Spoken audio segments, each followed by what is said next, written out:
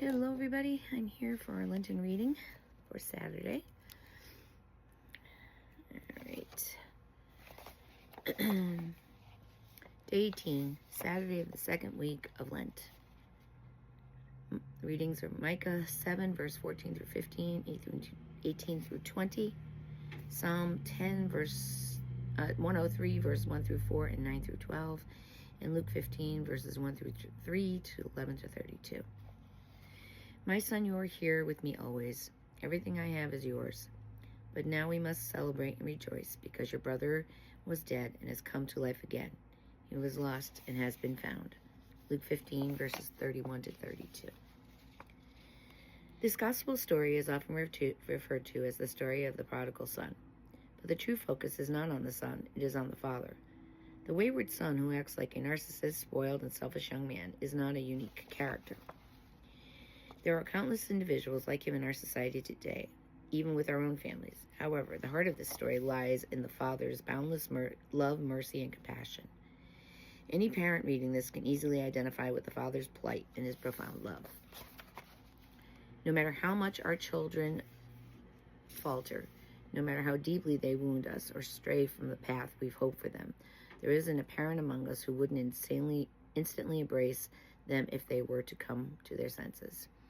We long for the day when they recognize the beauty of faith in Jesus, the richness of life lived in God's presence. Our prayers rise fervently, asking that they find love that is faithful and enduring, meaning work and a life of purpose. While we may not be connected with what specific job they pursue, we know that true happiness is elusive without God. It cannot be found without a moral compass, without a deep understanding of right and wrong, without the willingness to sacrifice for something greater than oneself. As parents, we are created in the image and likeness of God, and it is the divine reflection that guides our actions, just as God's mercy triumphs over justice. So does our love for our children surpass any desire for strictness or punishment. We never want to be the stern parent who must draw hard boundaries or enforce rules, yet sometimes the role is necessary as we continue to pray, hope, and wait for children to return to the values we've instilled in them. The psalmist reminds us, merciful and glorious is the Lord, slow to anger, abounding in kindness. Psalm 10, Psalm 103, verse 8. This verse beautifully encapsulates the essence of God's love, a love that we as parents are called to emulate. In the end, love, forgiveness, and compassion will always have the final say, both with God and with us. Our greatest hope is that, like the father in the parable, we will be there with open arms when our children find their way back to the path of faith, love, and righteousness.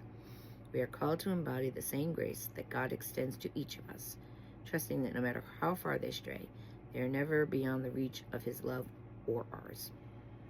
The story of the prodigal son reminds us that in the face of mistakes and missteps, redemption is always possible, and it is this hope that sustains us as we journey alongside our children, believing in their potential for growth, transformation, and a return to their heart of God.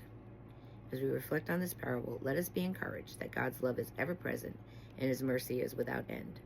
No matter where our loved ones are in their journey, we can trust that God's grace is at work, drawing them closer to him, and that we too are held in the same unfailing love. Lenten reflection. Imagine that you are the father in this story. Who is it in your own experience that has shown you shown mercy toward? Every one of us will repeatedly find ourselves in situations where we can make divine mercy patient. And that is our Lenten reading for today. I hope you all have a beautiful Saturday. Enjoy the day. It's actually sunny here for a change.